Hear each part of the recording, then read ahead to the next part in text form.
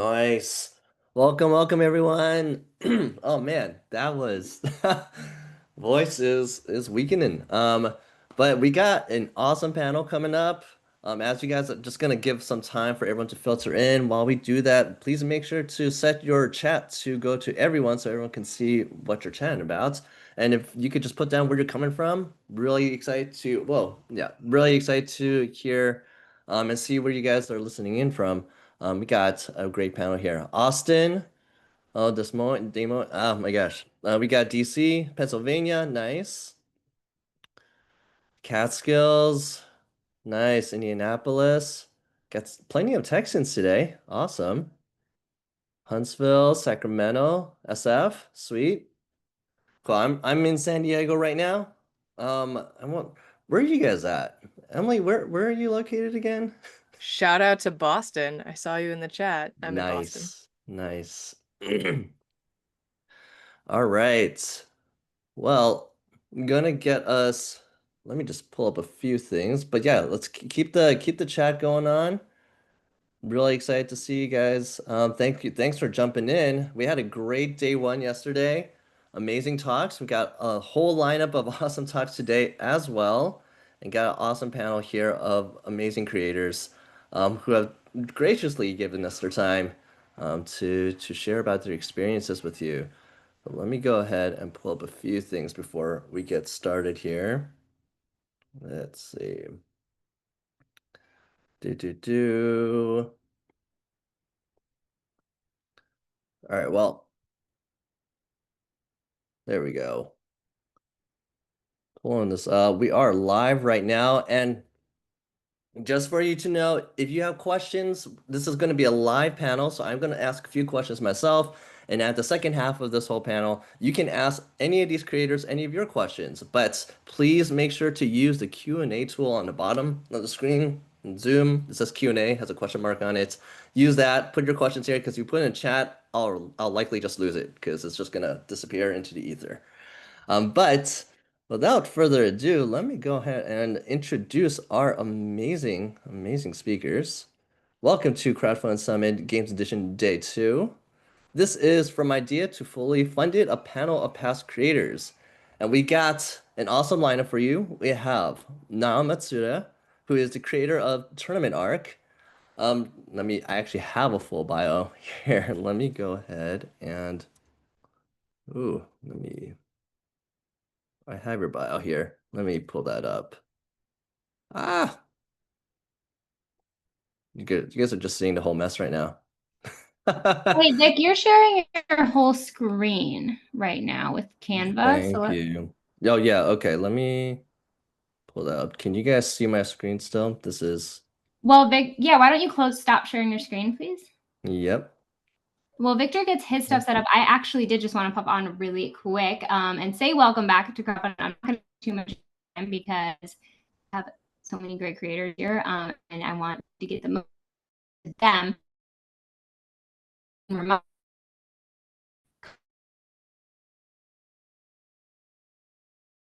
Back going on. So I dropped that link in the chat if you want to let us know what you liked about the talk, what you didn't like about the talk, what you would like to see next time. Be nice to our presenters and creators, but in terms of things that I can change from a content perspective or structure perspective, I really do go through every single one of these. And a lot of the stuff that you see at Summit now is because of things people wrote before. So please keep filling those out, and I will be awarding gift cards to folks through a drawing at the closing ceremony this evening. If you do fill out at least 3 of them. And at the closing ceremony, I know yesterday I saw a lot of talks where there were so many questions that we actually couldn't even answer every single one of them. We tried to get to as many as we can. So if you have any lingering questions, it will not just be me, but Victor, Maria, Mark, a couple other experts will also be on that closing call. So you might be able to get your question answered that you didn't get throughout Summit. And then we'll be giving out some bonus resources then too. So just a little bit of housekeeping. Everything works the same as yesterday in terms of the schedule page, and you'll be able to keep going with us there. All right. Thank you so much for that, CK. Let me go and get this up again. You know what? I'll just share the screen. Boop. Can you guys see the screen? There we go. All right, first off, we have Nao Matsuda. Nao is a harpist, engineer, and game producer. Fun in 16 Minutes tournament arc attracted anime fans, casual gamers, and seasoned board game enthusiasts with its delightfully chaotic gameplay where you compete to create a sports anime with a charming cast of 40 student athletes. Launched in 2025, tournament arc raised over $70,000 on Kickstarter. Everyone, let's welcome Niall. All right, next we have Logan Fitz. Logan is the co-founder of Glasshouse Games. Glasshouse is an indie tabletop publishing studio behind the 2025 card battling game Whisker Wars. With a background in operations, Logan helped lead the company's first ever Kickstarter campaign to over $148,000 raised. He's bringing a hands-on approach to his work at Glasshouse, wearing many hats but focusing primarily on creative design and marketing. Logan is passionate about building accessible, memorable games and empowering new creators to bring their ideas to life. He's also really good at puns, if you guys have seen the game. Next, we have Megan, creator at Emberglow Gaming. This creative mind behind Stack Cats is a family-friendly dexterity game where players stack wooden cat meeples into a wobbly tower, scoring points or avoiding penalties based on placement and collapses. It features multiple play variants, solo and co-op modes, and charming cat theme expansions unlocked through its hugely successful Kickstarter campaign, which proudly raised over $415,000 on Kickstarter in 2024. Everyone, welcome Megan. Sweet. And last but definitely not least, we have Emily Vincent. Emily is the creator of Knitting Circle and Pirates of High Teas. Emily is a lifelong gamer and a professional UI UX designer who has spent 16 years building critical decision support systems. She started designing games in 2022, and her first published game, Knitting Circle, raised over $275,000 on Kickstarter through a publisher, Flatout Games, and will be landing on game tables everywhere very, very soon. Really excited for Knitting Circle. Oh, it's already arrived. Nice.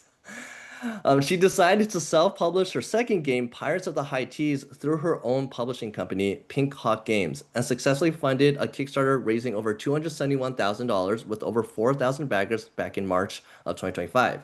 She is the co-host of the Building the Game podcast and an active member in the Protospiel Online, Break My Game, and Unpub communities. Everyone, please welcome Emily. Yeah, everyone, yeah, thank you so much for joining us today. Thanks, and to all our panelists, thank you. Got a few questions, and again, if you guys have questions for each one of these creators, put it in the Q&A session. But let's start off with a rapid fire question for all of you. What was the single most important thing that you did to get ready for your Kickstarter? And short answers only, because we want to get through this. Let's start off first with Megan. Okay, so mine is don't rush.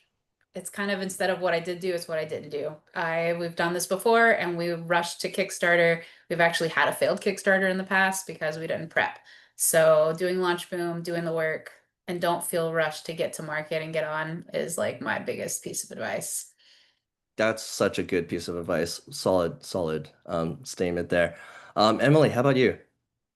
Mine was figuring out who the game was for and who it wasn't for, right? So you can think about that as your super fan, but figuring out who this was going to appeal to so I could really focus on finding them and not worrying about trying to appeal to the people that it just wasn't going to be a fit for. Oh, 100%.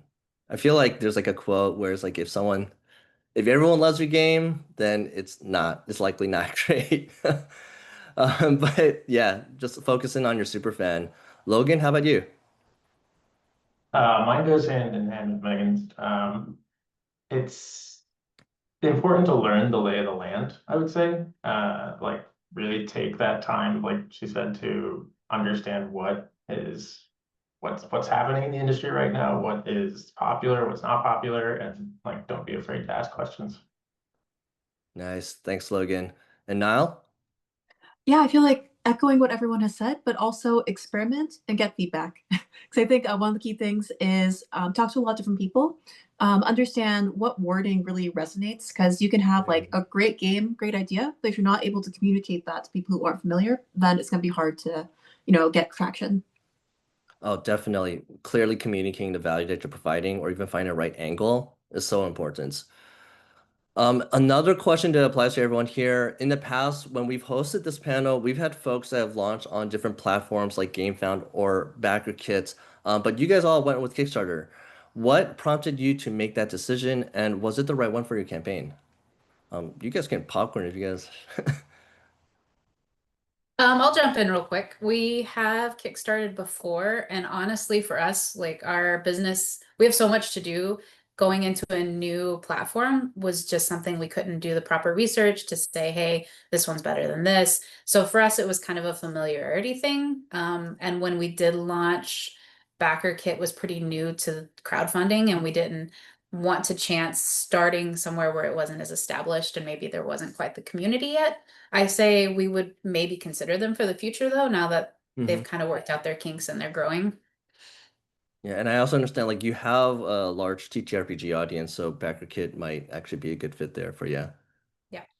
Emily, how about you? Yeah, I might be going on, anecdotal evidence or data, but my sort of general understanding is in GameFound, if you can do really well if you bring your own audience. And as a first-time creator, that was not something I was going to be able to bring as much of. So the larger sort of available population at Kickstarter was really appealing to me. Plus, when I talk about my super fan, right, I'm not necessarily, my game is not speaking to heavier hardcore gamers as the primary audience. And I am much more likely to pick up people who like pirates and like tea and are good with board games, right? And there's a lot more of that audience available on Kickstarter than there is on GameFound right now. So it was the right choice for me, 100%. I got a lot of people that just, back other Kickstarters, but aren't necessarily deep in the board game scene as my backers. Definitely makes sense. Logan or Niall, yeah, go for it. Well, we are mostly the same as what people are saying. Like our game was very light, as compared to what you might find on GameFound, which is typically like a heavier set game. And what Emily said, like if you bring your own audience, you're gonna do fine. But Kickstarter, we were first time creators, and we really needed to search for that organic lift. And Kickstarter just had the most reputation behind it.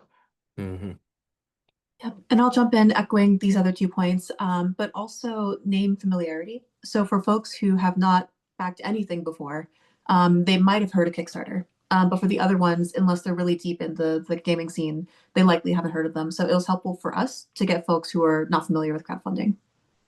Makes a lot of sense. Niall and Logan, our team saw you out and about at conventions leading up to your launch, demoing your games. Can you tell us about your experience taking your game on the road, bringing it to conventions? And how important was that to the success of your launch? I guess I can go first. So, Tournament Arc is designed for everyone, but the primary audience is really fans who are in the fandom space or really love anime and storytelling or indie animation. And so, one thing that we did was we spent time going to different conventions with different audiences. So, we would demo at anime conventions, we demo at board gaming conventions, we demo at just other random conventions like nerdy space LGBT conventions. And that allowed us to really experiment in terms of who our audience is and how we describe the game. So we tested our pitch, kind of our explanation of the game, hundreds of times. And that really helped us narrow down, how we're going to market this. And I think that was really pivotal. So I'll go ahead and pass it on to Logan.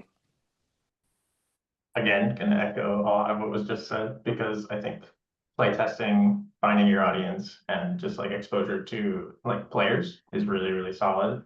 For us, going to conventions was less about bringing the game on the road. It was more about meeting people, being in the industry scene, seeing, like I said earlier, seeing what's out there right now, what's popular. Because it's like, one, you do want to like sort of take inspiration from what's popular or what people are liking right now, but you also don't want to come to the market with something that is very oversaturated at the moment. So going out, learning, talking to people, again, asking questions, because there's so many people in this industry. And funny enough, one of the things we always say is this is one of the most welcoming industries we've been a part of. I've been in operations my whole life. My two other partners were in film and TV, which is notoriously like cutthroat. And in the board game industry or the gaming industry in general, people are willing to help you. Like if you show up, you ask questions, and you're willing to do the work, people are going to help you. We've had, I think, 2 or 3 mentors at this point, and I can't thank them enough for getting us across the finish line.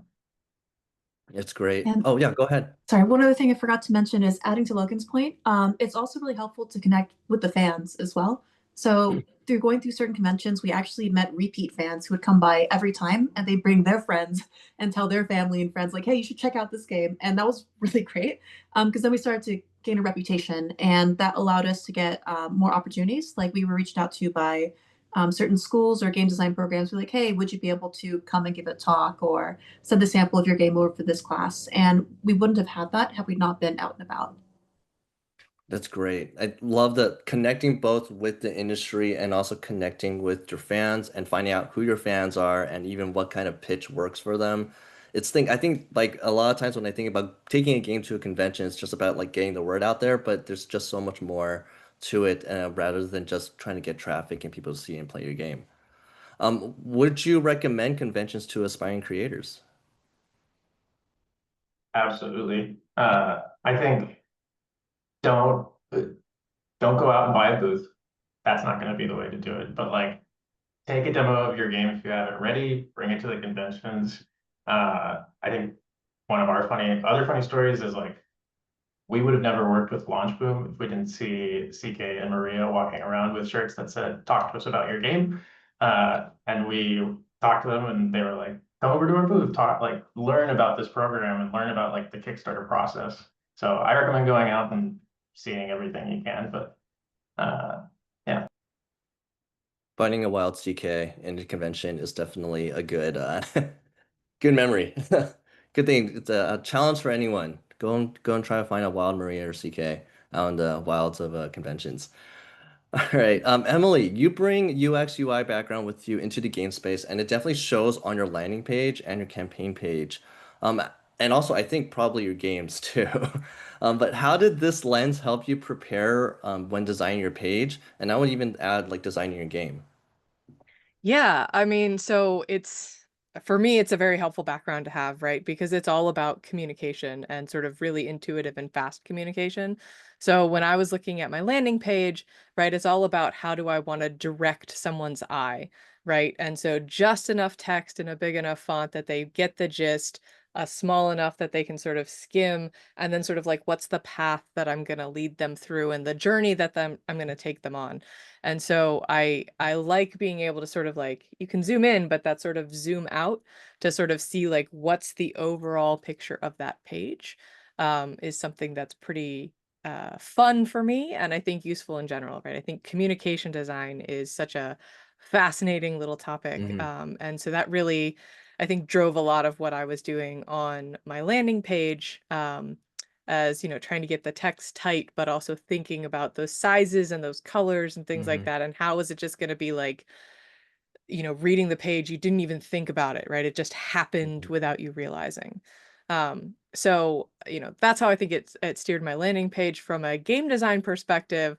I'm one of those game designers who sort of very early on spend some time on layout and graphic design and choosing icons, right? And they're not final by any means, but I really think it's important to design my prototypes with an eye to making sure that the playtest is testing the game and not accidentally testing the interface, right? Because I think we've probably all had those playtests where you're like, all I got was feedback on the graphic design and the graphic design was throwaway, right? And so, yeah, that sort of usability definitely flows through my entire process. And I think, you know, lots of designers will say, don't waste your time making an early prototype pretty. And I think making it usable is worth the time for me. And so that has helped me move fast with my game designs, just because I can sort of more quickly test the mechanics rather than getting stuck on Mm. the surface layer. I think that's huge. When designing my own game, we found out that some of the mechanics people gave feedback on certain mechanics I realized were actually UI UI Yeah. feedback. I was like, oh wait, you didn't get that? Oh shoot, I should probably make that more obvious within just how you view the game. So just making sure that it's usable. It doesn't need to be pretty, it just needs to be usable and functional, at least in the prototype space, and keeping that in the design later. And with the landing page stuff, making sure that it's clear, it's concise, it's readable. Great tips there, Emily. Thank you. Megan, over to you. Your Kickstarter had over 7,000 backers, excited about getting their hands on Stack of Cats.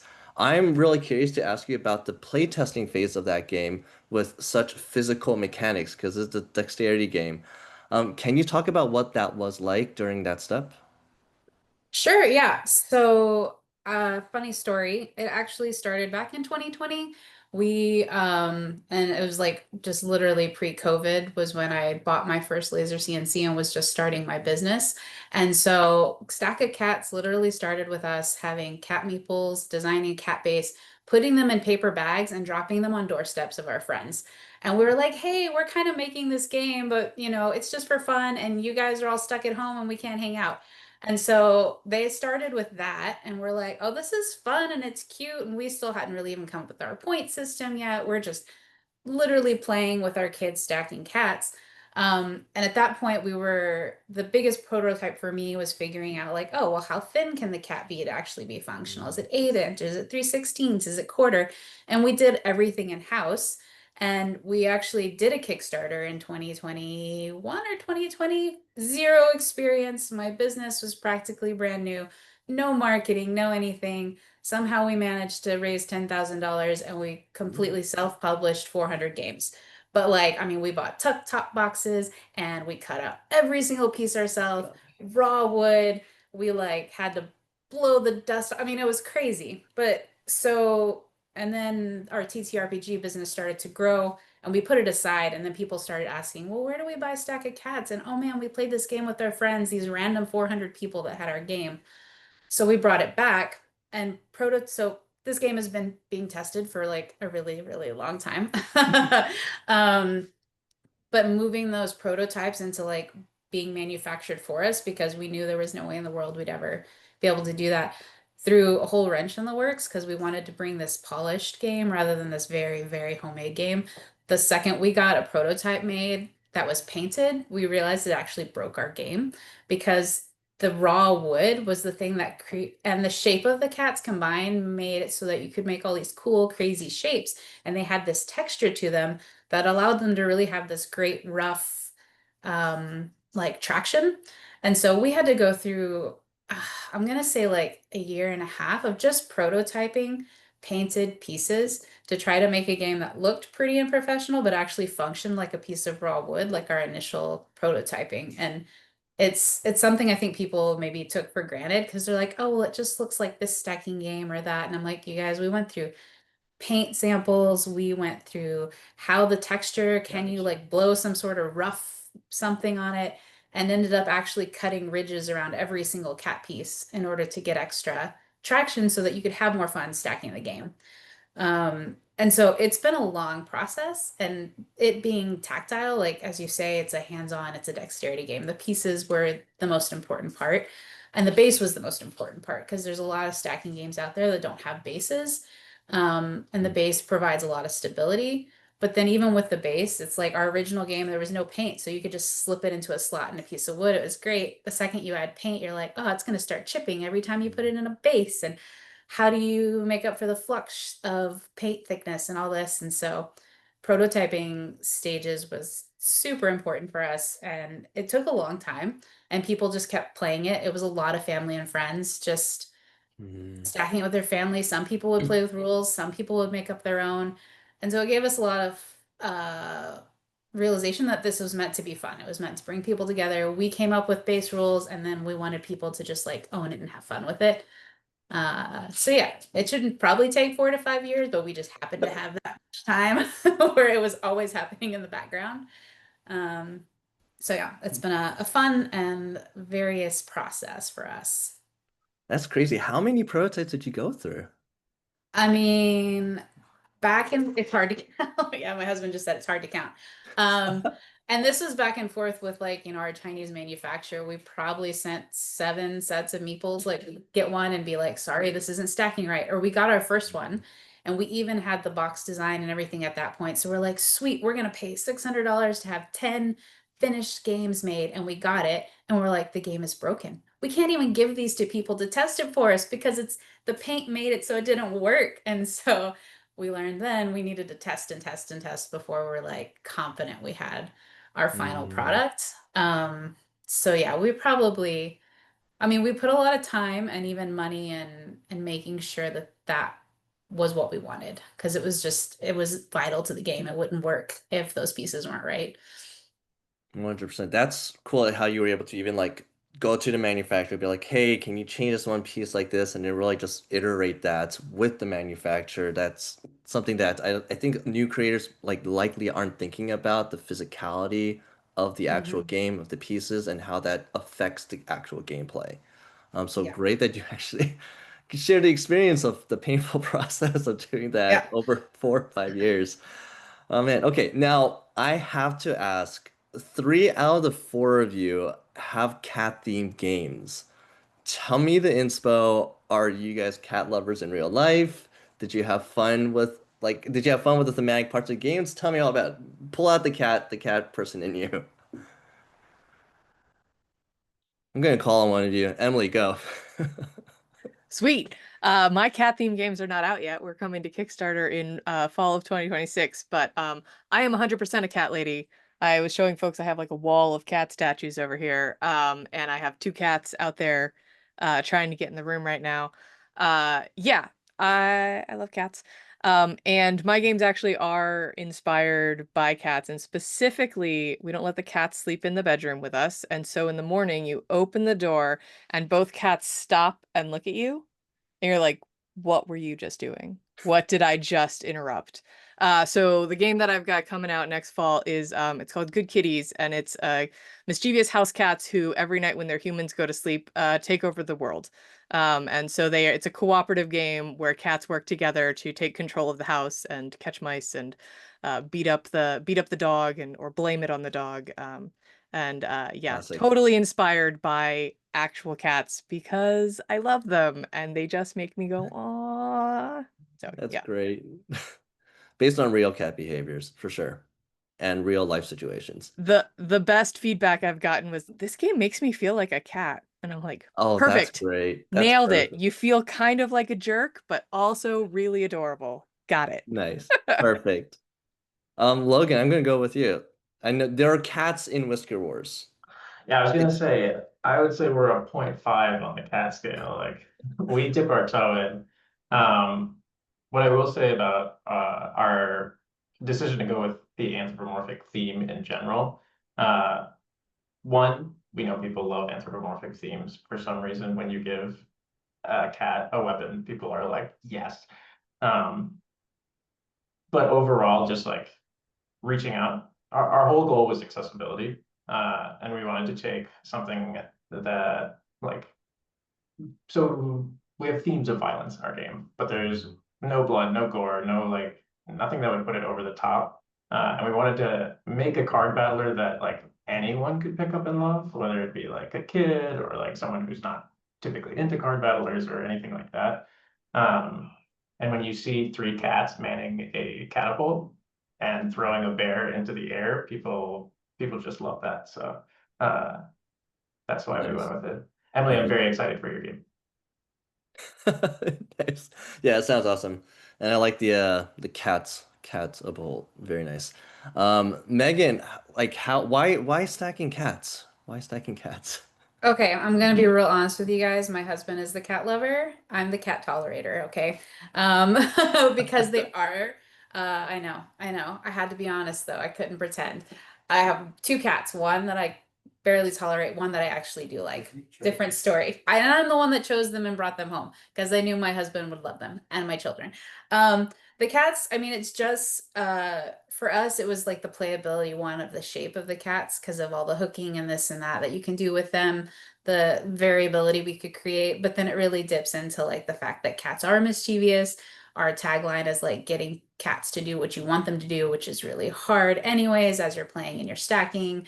It allowed a fun like theme to come through with black cats because we put black cat pieces in, and if you cross the path of that black cat while you're stacking, you actually lose points. Oh. And so yeah, just sort of dipping into that mischievousness and that sort of thing with the cats has been what's been fun for us. And my family enjoy the cats, and I tolerate and enjoy the cuteness of the cats. I like kittens. Emily's got the like fun stage where they're wild and the 7-month-old, and you're like, oh, you're so cute, but also calm down. And so yeah, it was fun. Nice. Now, Niall, yours may not be totally cat themed, but it does have a variety of characters, all with a distinct personality and name. Tell me about the part of the tell me about that part of the process. Were you totally having fun with it, or was it hard to come up with everything that you needed for Tournament Arc? Yeah, so I'll go ahead and start by saying I'm a co-creator. So my husband is actually primary game designer. I helped out with game design and production.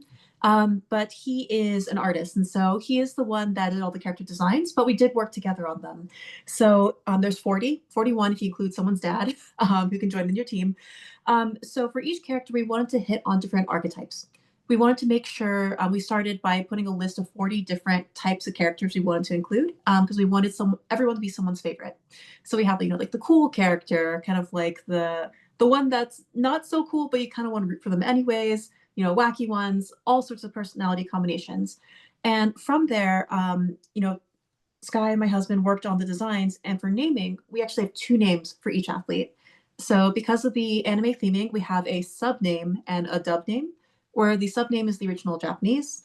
Dub name is kind of the localized name, and there's a mix of more direct localizations versus like 4Kids level translations. So there's a mix of puns and things where it's not essential to know Japanese, but if you do, you can appreciate kind of the wordplay between the names. Oh, that's really nice. Yeah, it's great that your husband's like the artist and you like work together. How was that process like working with your spouse to work on the game itself, and like what was that process like? Also, Megan, I know you're working with your partner to do this. Emily, are you as well? Is that a thing? Are you okay? We both have worked in the same field and we decided it's great to counsel each other but not work together, because then we can come home and be like, man, this thing happened today, and it's not with them. That's valid, very valid. But yeah, now how was that process like with working with your husband on the game? Yeah, no problem. So we do like to do creative projects every once in a while by ourselves, but usually much smaller scale. So this is the first time that we did anything where it's really public facing and to this amount of audience. So it was a good process. But I think as working with anyone, just make sure you have clear understanding of what expectations are for everyone, and kind of be understanding around deadlines. So of course, life comes up. We both have, we live together, so we have a good understanding of what's going on in our lives, and so we use that to be flexible. Pivot whenever we needed to, make decisions around timing. But I ultimately think it was a great experience because we know how to work together. That's great. Megan, what was your experience like, especially with like 4 kids? So So me and it's one of those things where we have seen couples work together and it's like super, and we've seen couples work together and it's like, you know what, that's just not your dynamic. And if you know that, don't do it. And there's no shade on your relationship, right? Me and my husband have been married 12 years and it's been like our dream to do a business together. I started my business as a hobby when I was pregnant with my first kid 9 years ago, and it has been growing ever since then. And January will be our 3rd anniversary of when it actually grew enough that my husband quit his day job and like joined the company. And so now we run our whole company together. And it's like, it absolutely is a dream, but it takes work, right? Like Niall was saying, you've got to have the right boundaries, you got to have good communication. We're partners. I'm not his boss. Like that would be awkward. I would never want that. So we designed this game together. He's the TTRPG master, like role playing, voices, characters, all of that is him. I am I just want new ideas. I want to produce new things and make them happen.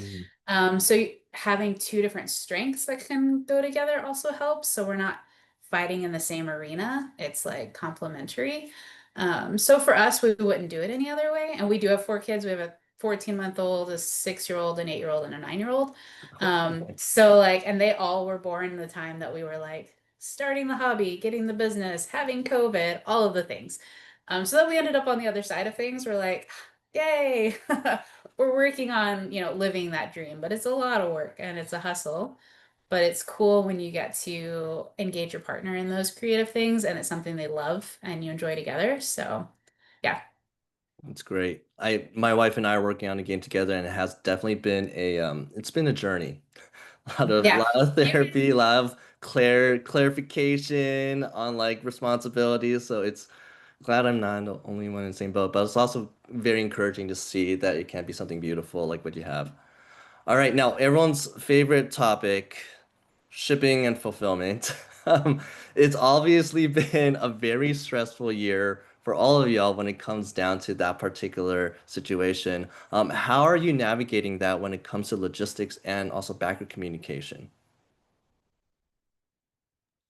Let's see. I can jump in. Yeah, go for it. Yeah, since I'm the least furthest along, that makes the sense. We're planning to fulfill in the first quarter next year. So we're just about to go to mass production, and my plan has really just been not quite radical transparency, but as much sort of authentic transparency as I can possibly provide, right? So in my Kickstarter page, my Kickstarter was in March when the tariff stuff was just starting to explode. So I was able to just put in the page like, hey, we are going to have to figure out if there's another tariff charge as we go.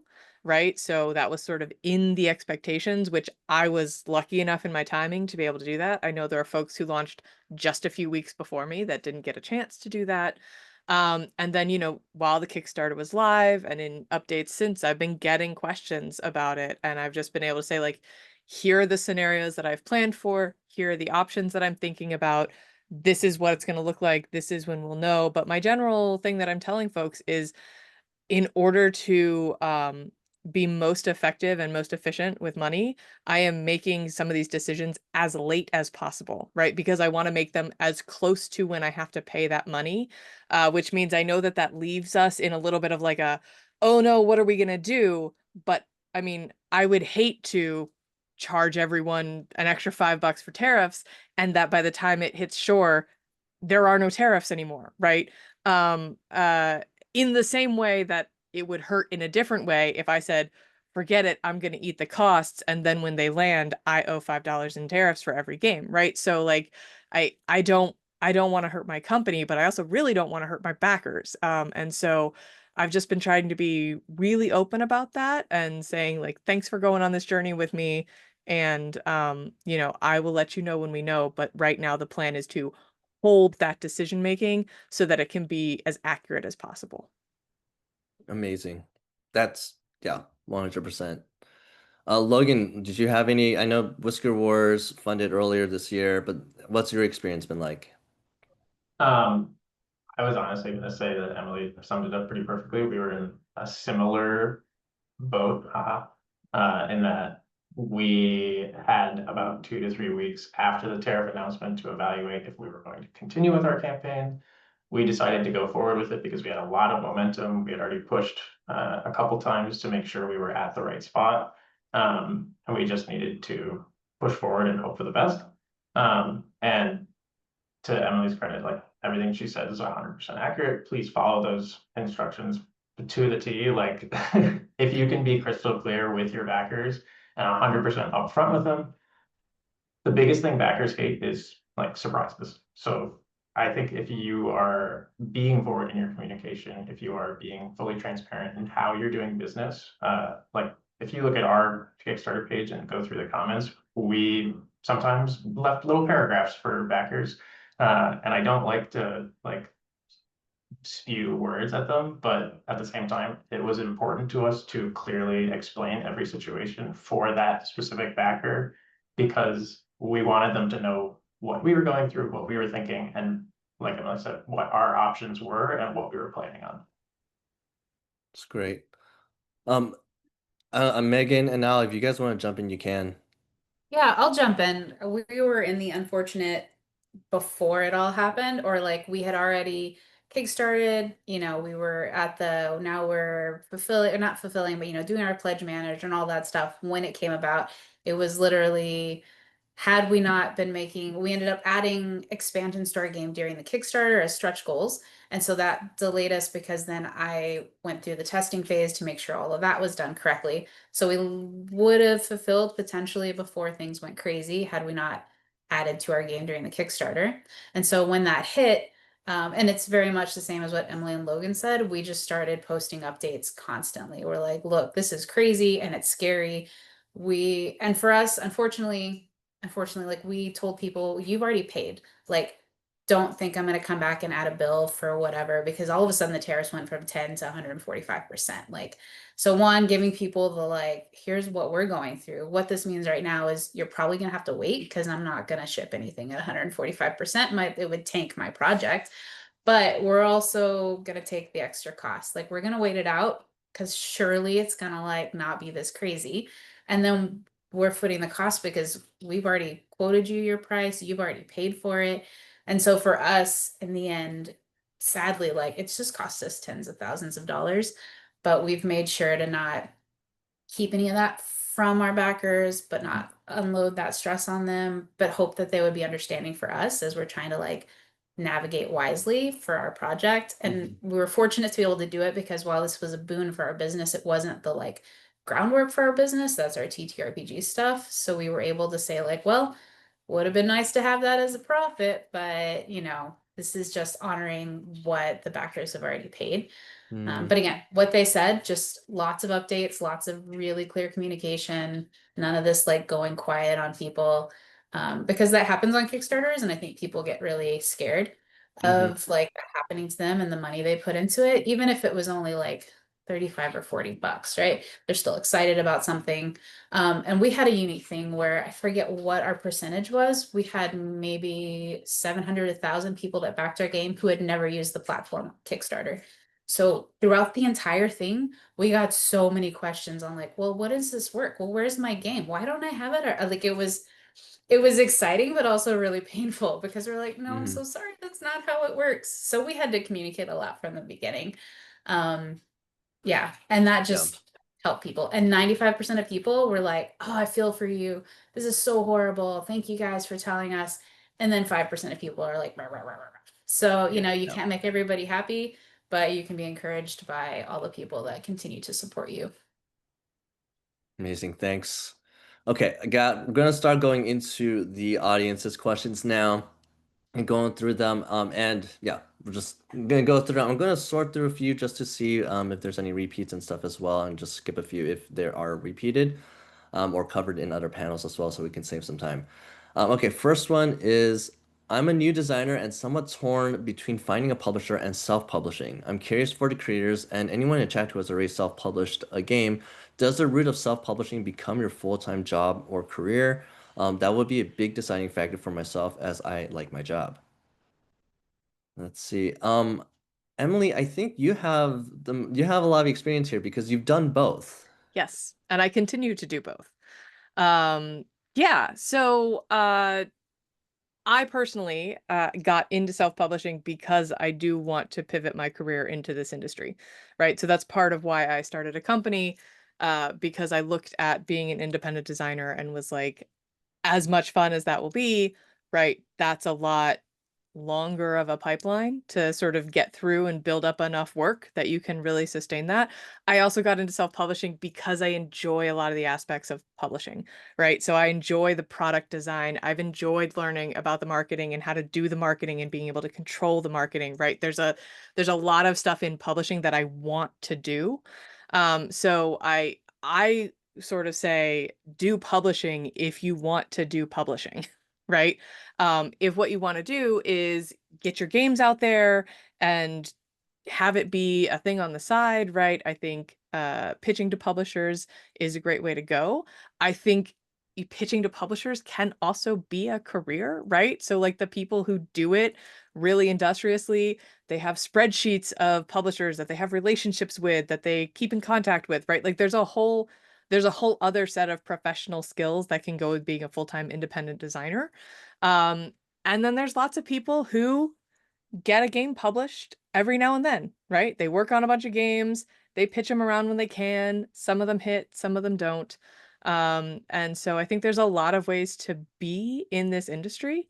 And I think it's all about what you want to get out of it, right? So I continue to pitch games and build relationships with publishers in part because I am working to do this full time. And I want to build my skills in a bunch of different areas and I want to build relationships, right? And I can do a lot more if I'm building Pink Hawk games and I know what those are and I know what I want to sign and I know what I want to design. And then I'm also building some relationships with other companies and doing cool stuff with them. So I think it's all about what you want to do and how much time you want to devote to it. But it can very quickly just keep pulling you in more and more from a time perspective. Great answer. Thanks for sharing that. Next question is from Tony Glazier. For first-time creators, what kind of budget were you working with in terms of conventions and marketing? We went to Dice Tower and learned a lot, but it was more for heavy games. Our game is a lighter party game. Where did you find the best place to build a following? I think maybe Niall or Logan, if you guys want to answer this one, I think it'd be great. Yeah, sure, I can start off. So for convention budget, I think Logan made a great point earlier about, being wary of whether you're going to register for a booth or not, because depending on the size of the convention, that the cost can really add up. And also travel. So I would recommend starting local for things you can probably drive or take public transit to, and see if there's any unpub events, because that's a great way to start your game, get your game out and have people test it and interact with it. In terms of budget, though, work with what you have realistically. So I have been saving up specifically to self-fund as we're self-publishing, and so I did have a pool of money to use while going through conventions and also spending on advertising. But the amount varies greatly depending on how much you're able to save if you want to go down that route. There are other ways to get funding. So crowdfunding, of course, that's why we're all here. But there are also potentially fellowships or grants you can apply to, as well as loans, but I was trying to avoid business loans. I'll go ahead and pass it on to Logan. Yeah, that's pretty comprehensive. I would say we actually did a GoFundMe for Glasshouse Games before we did a Kickstarter. And that was obviously just like family, friends, whatever we could gather to get us going. So that helped, but that was still just a portion. I think that covered like the game development, and then we needed to dip into our own pockets to actually cover like the rest of it. Conventions, like Niall said, can be really expensive if you're flying to them or booking hotels for them. So I would echo to stay local if you're just starting out and learn the sphere there, and then maybe choose a select group of like big ones to go to. PAX Unplugged is a great one. That's like our local, that's our home convention because it was the first one we went to and it's very welcoming. But I also know like Origins, Gen Con, and like any of the other PAXs are pretty good as well. Great. You guys talk about going to convention and doing game testing. How did you get your prototype games produced? One of you guys can answer that. I guess I'm happy to jump in real quick. So I'm not sponsored by them, but I will swear by boardgamesmaker.com. Great website that allowed us to get really high quality prototypes done fairly quickly, and allowed us to really get to that point where we talked earlier of making sure we're testing the actual game and not like the components or the UI. So I know there's other websites out there, but they've been really quick and responsive and good quality. So I'd recommend boardgamesmaker.com. Awesome. Do you mind actually typing that in to the chat Yes. now? Yep, we'll do. Get that. Thanks. Yeah. Oh, go ahead. Oh, I'll just jump in. I use for early prototypes, I use the Game Crafter and Print and Play. For my content creator prototypes, I actually had my manufacturer Panda create those for me. Oh, great. Yeah, we've actually for my game we built them in-house. My wife is really handy, so we actually bought like corner punchers. So we go to our closest like Kinko's, print out some cards, punch out the cards, and slip in the little stuff, and use that for our prototypes at least initially. And Megan, from my understanding, you CNC'd a lot of the stuff, yeah? Yeah, lots of laser CNC. Yeah. You guys have access to a CNC machine. Yeah, Um, we had access to a big one, and then we bought one when we were like, "Hey, this is actually working." So, lots of those tools are available quite cheap these days. So it's a good one. Nice. Logan, you mentioned working with a few mentors. How did those relationships come to be? Did you reach out to them? Did they reach out to you? How did that work out? This came from convention travel, so it's a really good place to find those. One of the organizations I failed to mention earlier, which I will plug so hard right now, is Unpub. They are at most of the conventions, I think, at least the major ones. And they are basically a place to play test your games, but they also have a very wonderful thing called the Tabletop Mentorship Program. If you can sign up for it, 100% please do. We were a mentee last time, and we got a super helpful mentor that pretty much guided us all the way to launch. And now we're back in the system as mentors, helping out other creators get their legs beneath them. It's very expensive. They're so good at matching. And just like having that playtest space is really helpful. Last thing on that is they do their own convention. I think it's in Hmm. Delaware. We went to that. We learned more than we could possibly retain in that weekend, and like recommend it to literally every single person we've talked to. Yeah, especially as first-time creators, I think that makes a lot of sense. Going to the Unpub convention is like that is the place for first-time creators. Yeah, it's in Baltimore in March every year on Pub Prime. Nice. I'll be there. Say hi to Emily. Go there. Say hi to Emily. Okay, how did you guys all navigate demos, showing your games while keeping your IP safe?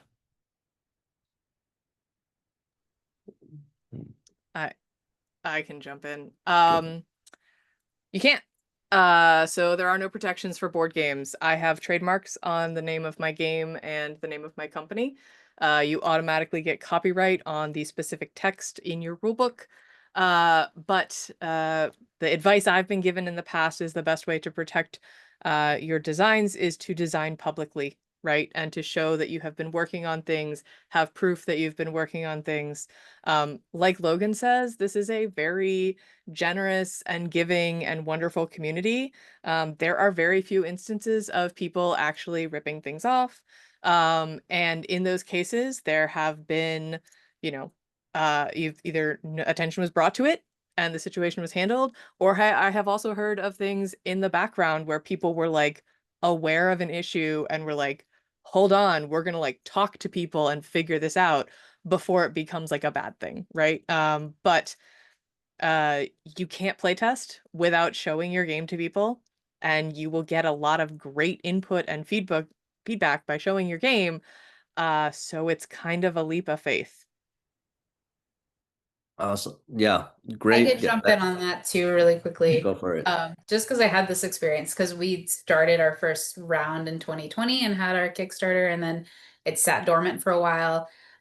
We actually had a few copycats come up on Etsy, and it was like Emily said, the best thing you can have is proof that you did it first by just having it publicly out there.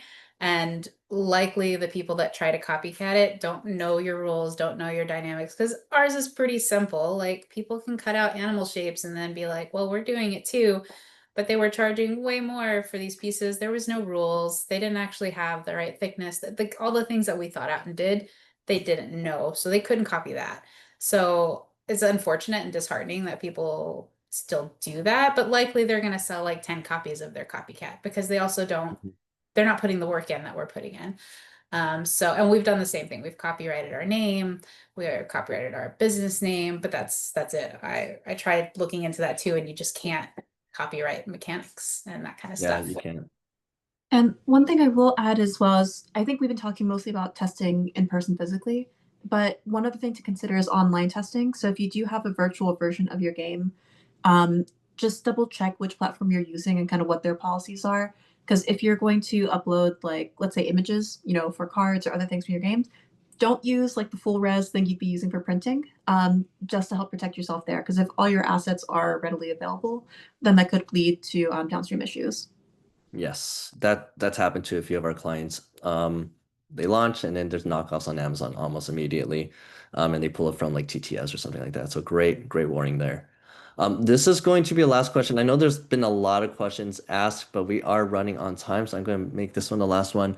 What kind of investment did it take to move from idea phase to prototyping phase? I feel confident in where I am where I am at with writing the gameplay loop and overall market might exist from a game, but I have no confidence in my art direction, UI, and overall finished product. I know I need to get that to get, I know I need that to get to Kickstarter phase, but I guess I'm lost on how to bridge that gap from, I guess, got the gameplay down, but how do I like get it to kind of a more finished product? See, anyone have anything to speak to that? How do you get, I guess even with like art direction, getting from I got the game down, how do I get the other parts of the game down? Yeah, I mean, I guess so is the question, how do I do it? Not how much money do I invest in it? Just from the I guess question it that you could asked. be, yeah, I I guess the wasn't question sure. just start with what kind of investment. So I guess, yeah, let's go into a little bit of the budget aspect of it. Sure. I budgeted $10,000 for art and graphic design for my game. I had 72 unique dishes and 30 unique tea pieces of art that I needed to have done. So that was a very high budget. Uh, not saying you should or should not have that budget. To Niall's point, right? I had saved up and I had made a choice that I wanted to hit this game with a splash. I also cannot draw. So I could not do my own art and I had access to no one who could do that. But I did a lot of the graphic design work myself because that's my background. So in terms of the process of getting started, for me, it starts with like an art direction document of what is the style that I'm looking for, creating sort of mood board, like Pinterest type things of like these kinds of things, and then just sort of endlessly strolling through the internet looking for artists who do the kind of thing that I'm looking for. I'm not sure how I can describe the rest of art direction just because it's a little bit trusting your gut, and having a vision, finding a way to articulate that vision, and then finding a way to give feedback when people are doing things and you're like, "Ooh, that just went in a different direction. How do I bring it's such a communication challenge, right?" Yeah, definitely. I guess Filippo miss about I what you've I spent. budget I budgeted 10K for that. Thanks so much for sharing that, Emily. All Yeah. right, and that wraps us up. Everyone, please give our panelists a round of applause. Woo, let's go. I guess digital, you could just put that in the comments. Tell us like if you guys liked it or not. We would also love to get your feedback. Here, oh, it's game. There we go. Nice. I'm putting down a link for feedback for the type to give us feedback on this particular panel if you got any of that. If you submit 3 of those forms, you will be submitted to win an Amazon gift card if you attend our closing ceremony. Thank you so much, everyone.